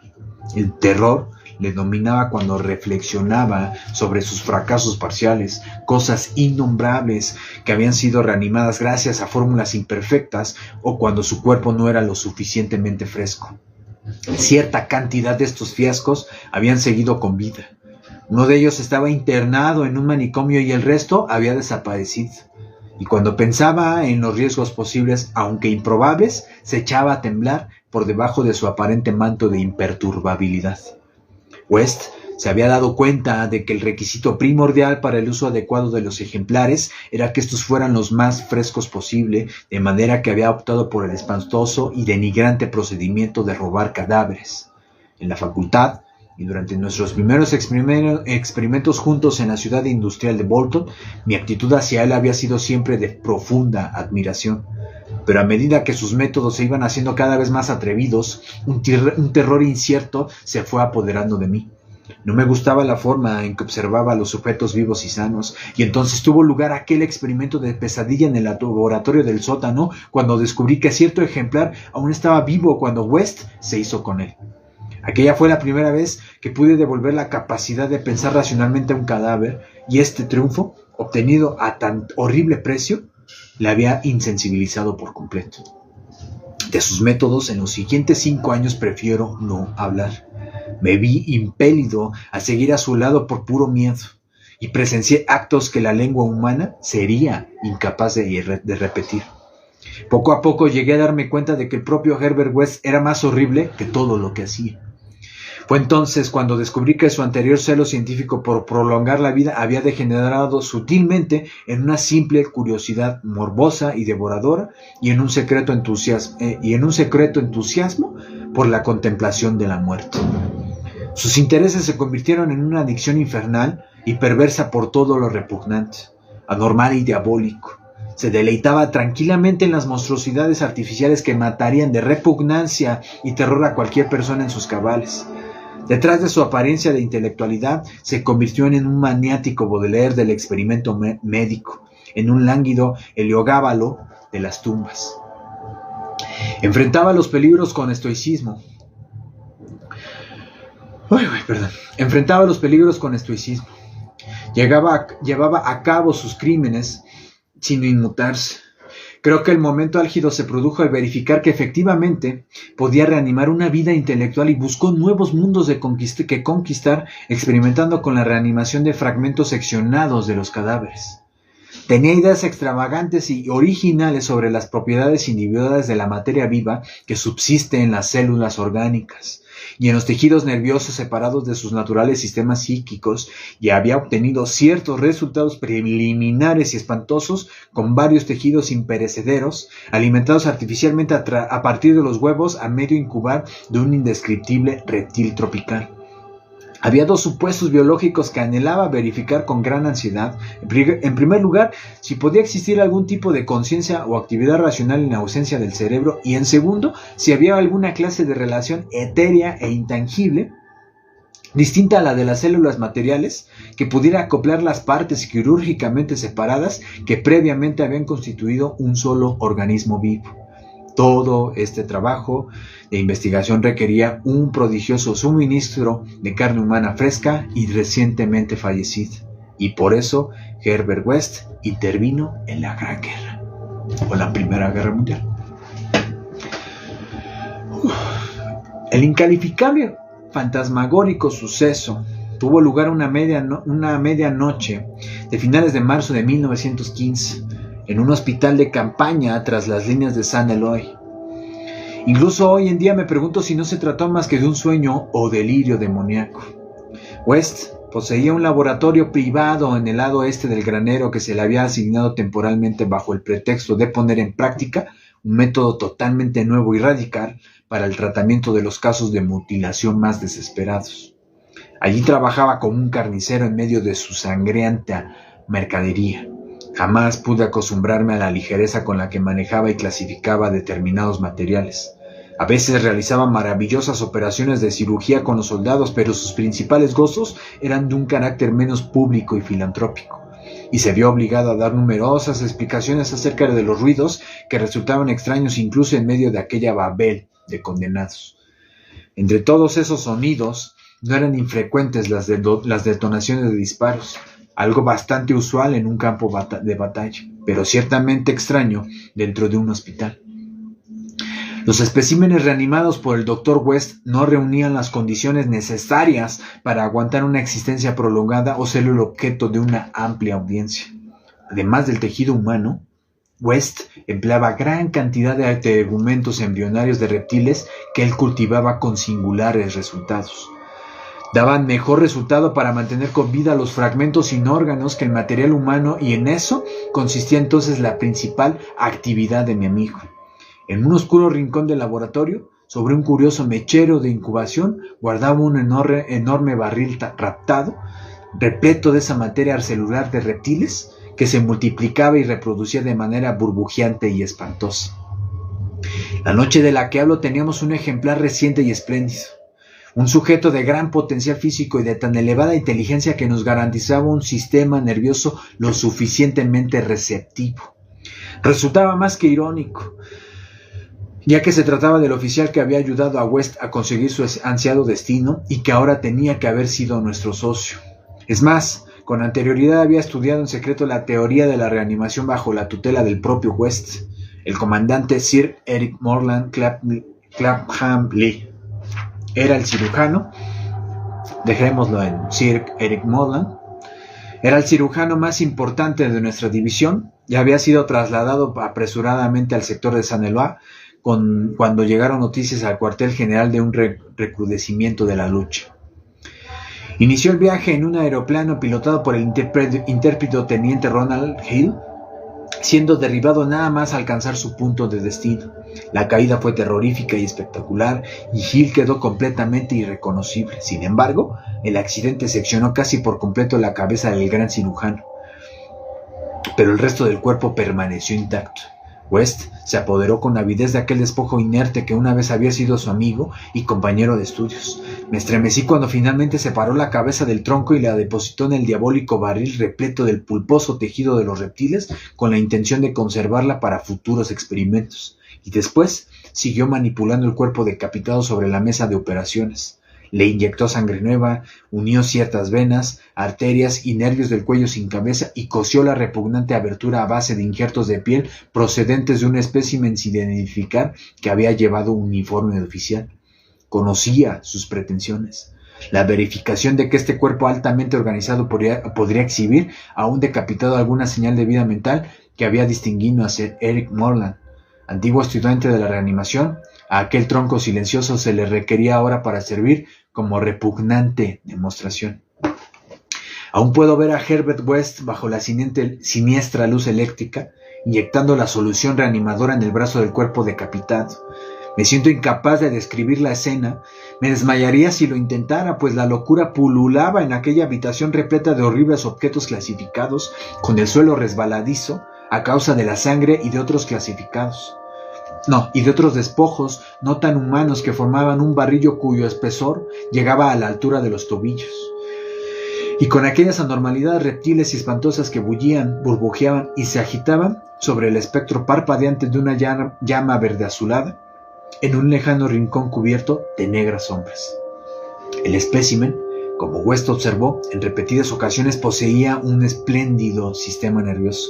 Esperaba mucho de él, y cuando empezaron a aparecer algunos signos de movimientos espasmódicos, pude observar un interés febril en el rostro de West. Creo que estaba listo para ver la prueba de su cada vez más sólida convicción de que la conciencia, la razón y la personalidad podían existir con independencia del cerebro, de que el hombre no posee un espíritu conectivo, sino que es una simple máquina nerviosa y que cada órgano se completa más o menos por sí solo. En una demostración triunfal, West estaba a punto de relegar el misterio de la vida a la simple categoría del mito. El cuerpo se estremecía ahora con más vigor y bajo nuestros ávidos ojos comenzó a palpitar de una manera espantosa. Agitó los brazos compulsivamente, alzó las piernas y varios músculos se contrajeron en una repugnante especie de torsión. Entonces, aquella cosa sin cabeza estiró los brazos en un gesto de inequívoca desesperación. Una desesperación que mostraba inteligencia, la suficiente como para demostrar todas las teorías de Herbert West. En realidad, los nervios rememoraban el último acto en vida del hombre, el forcejeo por liberarse del avión que se iba a estrellar. Jamás sabré a ciencia cierta lo que sucedió a continuación. Podría haberse tratado de una simple alucinación provocada por la conmoción que sufría ante la repentina y completa destrucción del edificio bajo un infierno de fuego alemán. ¿Y quién podría probar lo contrario, teniendo en cuenta que West y yo fuimos los únicos sobrevivientes? West prefería pensar que fue así antes de su reciente desaparición, pero a veces no podía, ya que resultaba muy extraño que ambos hubiésemos tenido la misma alucinación. El terrible suceso fue en realidad muy simple y solo destacaba por sus implicaciones. El cuerpo de la mesa se alzó con un movimiento ciego y terrorífico y escuchamos un sonido. No me atrevo a afirmar que se tratara de una voz, pues fue demasiado espantoso. Y sin embargo, su acento no fue lo más horrible de todo, ni tampoco lo que dijo, ya que tan solo gritó: ¡Salta, Ronald! ¡Por Dios! ¡Salta! Lo más espantoso fue su origen, porque procedía del gran barril cubierto que descansaba en aquel espeluznante rincón rodeado de negras sombras. No, güey, no aguanta. No, vamos.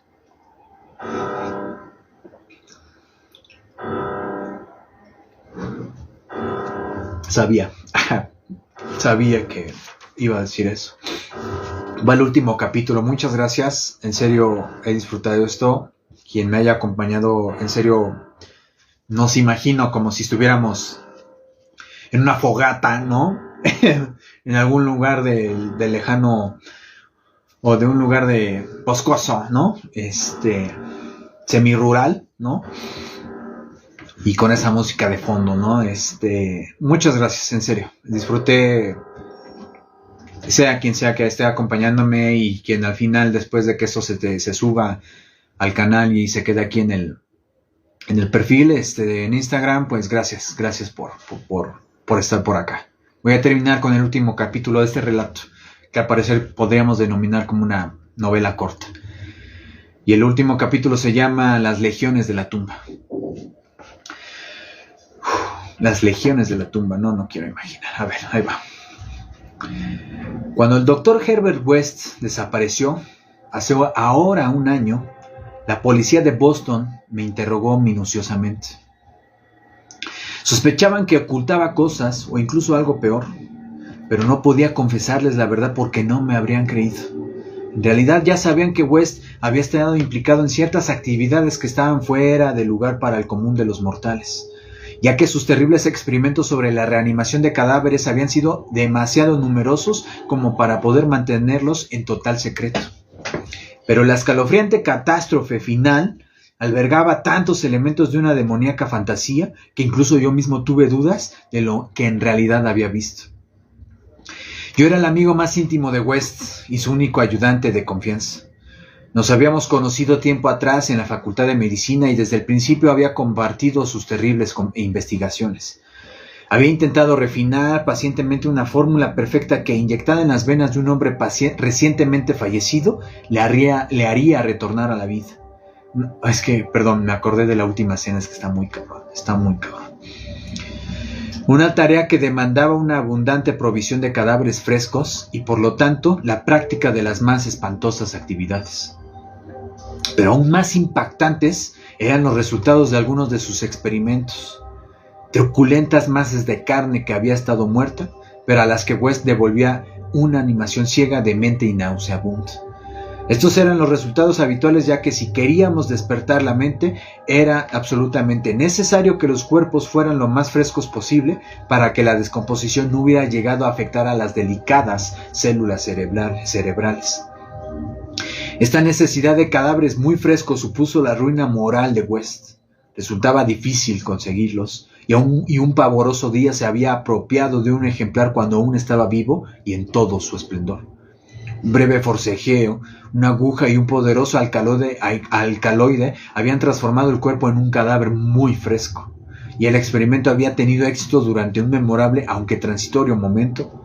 Pero West superó la prueba con el alma seca y endurecida y una mirada gélida que a veces observaba con fría y calculada valoración a los hombres que mostraban un cerebro especialmente sensible y un físico especialmente vigoroso.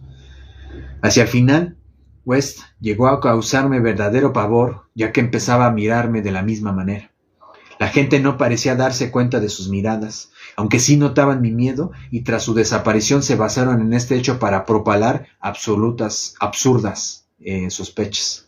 En realidad, West tenía más miedo que yo, pues sus abominables ocupaciones le hacían llevar una vida furtiva y preñada de sombras.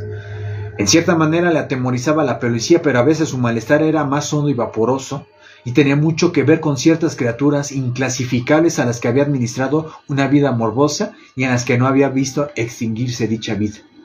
Generalmente concluía sus experimentos con el revólver, pero algunas veces no había sido lo suficientemente rápido. Estaba aquel espécimen en cuya tumba saqueada se habían encontrado después rastros de arañazos, y también el cadáver del profesor de Arkham, que había cometido actos de canibalismo antes de ser capturado y encerrado de forma anónima en una celda del manicomio de Sefton, donde pasó 16 años golpeándose la cabeza contra las paredes. La mayoría de los demás posibles supervivientes eran criaturas de las que resulta muy difícil hablar, ya que en los últimos años el celo científico de West había degenerado en una especie de obsesión insana y fantasmagórica y había consagrado su portentosa destreza a revitalizar cuerpos no completamente humanos, sino simples despojos aislados o partes unidas a una materia orgánica de procedencia animal. Hacia la época de su desaparición, muchos de sus experimentos no deberían ser detallados en letra impresa. La Gran Guerra, en la que ambos servimos de cirujanos, había intensificado esta peculiaridad de West. Al decir que el temor de West por sus especímenes era vaporoso, tengo particularmente en cuenta la complejidad de su naturaleza. En cierta manera esto se debía al simple hecho de saber que aún permanecían con vida varios de aquellos monstruos innombrables, pero también al temor que le causaba el daño corporal que podrían infligirle en determinadas circunstancias. La desaparición de aquellas criaturas no hizo más que aumentar el horror de la situación. West solo conocía el paradero de uno de ellos, el del lastimoso espécimen del manicomio, pero también había un medio más sutil, una sensación en verdad fantasmagórica propiciada por un extraño experimento que realizó en el ejército canadiense en 1915. En medio de una sangrienta batalla, West había conseguido reanimar al comandante de Eric Morland Chapman, un colega médico que conocía sus experimentos y que podría haberlos reproducido. Seccionó por completo su cabeza con la intención de investigar las posibilidades de vida inteligente en el tronco. Justo en el momento en el que el edificio fue barrido por un obús alemán, este experimento tuvo éxito. El tronco se había movido de manera consciente y, por increíble que parezca, ambos tuvimos la enfermiza seguridad de que unos sonidos articulados brotaron de la cabeza seccionada que yacía en un tenebroso rincón del laboratorio. En cierta manera, la caída del obús fue un acto de misericordia. Pero West jamás llegó a estar seguro, como habría deseado, de que solo nosotros fuéramos los únicos supervivientes. A partir de entonces solía hacer estremecedoras conjeturas sobre las acciones potenciales que podría llevar a cabo un médico decapitado con el poder de reanimar los muertos. La última morada de West fue una residencia muy elegante y venerable que dominaba uno de los cementerios más antiguos de Boston. Había escogido aquel lugar por razones puramente simbólicas y fantásticas, ya que la mayoría de los enterramientos databan del periodo colonial y por lo tanto resultaban de escaso valor para un científico que necesitaba cuerpos extremadamente frescos. El laboratorio instalado en el subsótano había sido construido en secreto por emigrantes y guardaba un enorme incinerador para la total y discreta eliminación de los cadáveres, despojos o fragmentos sintéticos que sobraban tras los morbosos experimentos e impías diversiones del dueño. Durante la excavación de este subsótano, los obreros habían topado con ciertos restos de una construcción extraordinariamente antigua, que sin duda conectaba con el viejo camposanto, aunque era demasiado profunda para que desembocara en algún sepulcro conocido. Tras numerosos cálculos, West determinó que existía alguna cámara secreta debajo del mausoleo de los Averil, en donde se había celebrado el último enterramiento en 1768. Me encontraba con él cuando estudió las paredes resumantes y nitrosas que habían dejado al descubierto las palas y picos de los obreros, y estaba preparado para el fantasmagórico escalofrío que nos esperaba una vez desveláramos los seculares secretos de la tumba. Pero por primera vez, la recién adquirida timidez de West se impuso a su habitual curiosidad y traicionó su degenerado ímpetu, ordenando a los albañiles que dejaran la obra intacta y la taparan con yeso. Y así permaneció hasta aquella última noche infernal como una pared más del laboratorio secreto. Hablo de la decadencia de West, pero también debo añadir que se trataba de algo puramente mental e intangible. 3 páginas. Exteriormente, siguió siendo el mismo de siempre hasta el fin. Un hombre frío y tranquilo, delgado, rubio, con gafas, ojos azules y un aspecto juvenil que los años y los terrores sufridos no habían conseguido cambiar. Parecía calmado, incluso cuando pensaba en aquella tumba llena de arañazos y no podía evitar una mirada por encima del hombro. Incluso también cuando se acordaba de aquella criatura carnívora que mordía y golpeaba los barrotes de Septon. El fin de Herbert West se inició una tarde mientras nos encontrábamos en nuestro despacho compartido y alternaba su mirada entre el periódico y yo. Un extraño titular había llamado su atención desde las arrugadas páginas y una zarpa titánica pareció surgir de 16 años atrás para hundirse en él. Un suceso increíble y espantoso había ocurrido en el asilo Septon, a 70 kilómetros de distancia de donde nos encontrábamos, algo que había sorprendido al vecindario y desconcertado a la policía. A primeras horas de la madrugada, un grupo de hombres silenciosos se había introducido en el patio de la institución y su líder había despertado a los celadores. Se trataba de una amenazadora figura militar que hablaba sin mover los labios y cuya voz de ventrílocuo parecía estar conectada a una enorme maleta negra que llevaba consigo. Su rostro inexpresivo era tan apuesto que rozaba la belleza más radiante. Aunque el director se llevó un buen susto cuando la luz del vestíbulo le dio de lleno, pues en realidad se trataba de un rostro de cera con ojos de cristal pintado. Aquel hombre debió tener un espantoso accidente. Otro sujeto más alto guiaba sus pasos. Un gigantón repugnante cuya cara azulada parecía medio devorada por alguna enfermedad desconocida. El que hablaba solicitó la custodia del monstruo caníbal trasladado de Arkham 16 años antes y al serle denegada hizo una señal que derivó en un espantoso desorden.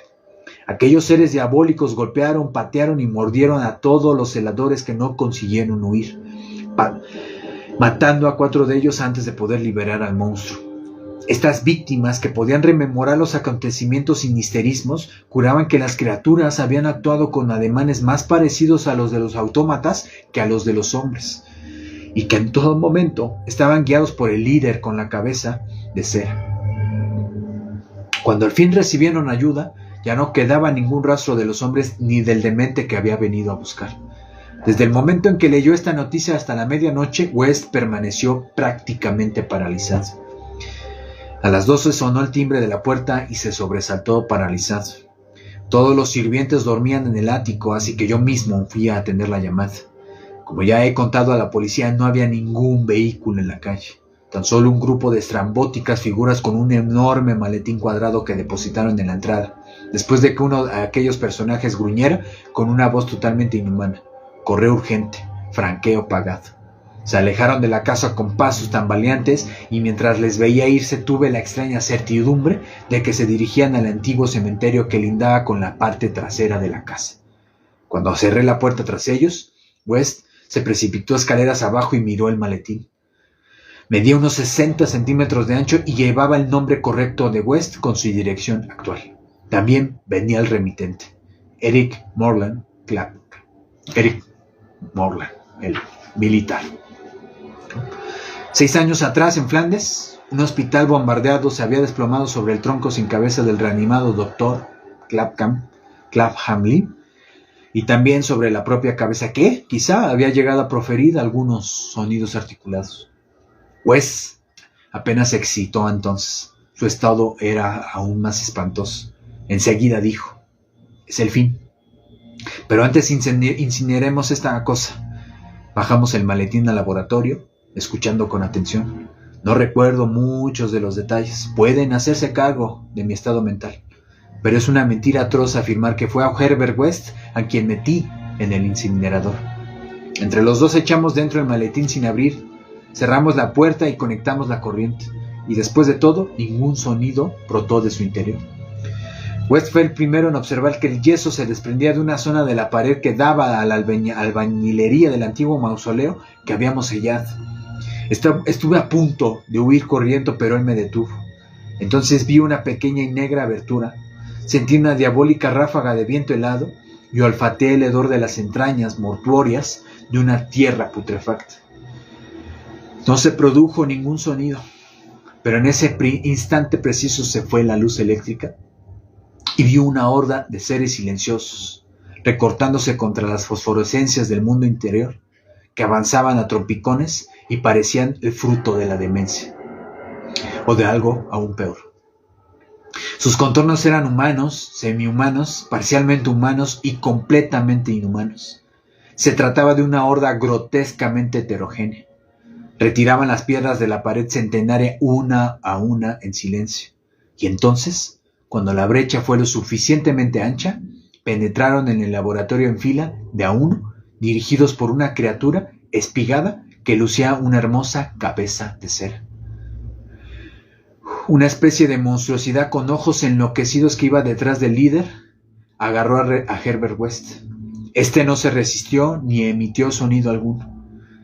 Y luego se abalanzaron todos sobre él y lo despedazaron ante mis ojos, llevando consigo los despojos al interior de aquella cripta subterránea repleta de abominaciones espantosas. El líder de la cabeza de cera, que vestía un uniforme militar de oficial canadiense, portaba la cabeza de West.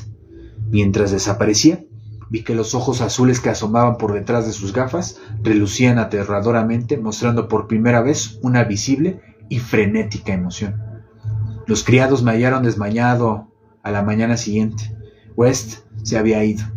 El incinerador tan solo contenía unas cenizas identificables. Los inspectores me acosaron a preguntas, pero ¿qué puedo decir? Jamás relacionarán la tragedia de Septon con West, ni con ella, ni con los hombres del maletín, cuya existencia niegan. Les conté lo del mausoleo y ellos me mostraron el yeso intacto de la pared y se echaron a reír. Así que ya no les dije nada más. Sospechan que soy un demente o un asesino. Seguramente estoy loco, pero podría no estarlo si aquellas condenadas legiones de la tumba no hubieran sido tan silenciosas. Fin.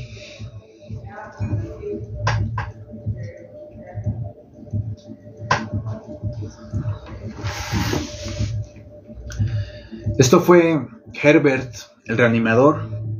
No les quito más tiempo, fue demasiado, yo lo sé. Pero el texto fue el más largo que se ha leído hasta ahorita.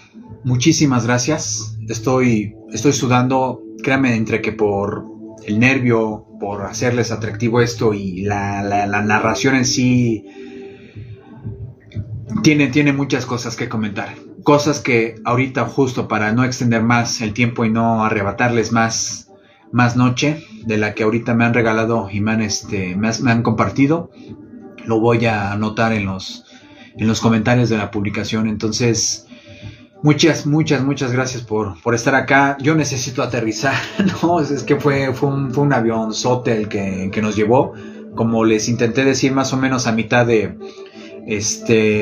relato, capítulo tras capítulo, parece ser que Lovecraft recopilaba, ¿no? Como la historia desde un inicio, sabiendo que esto se estuvo publicando semanalmente o quincenalmente, ¿no? Ya incluso también les estaría como adjuntando la información de esto. Pero pues nada, ya vamos casi a la mitad.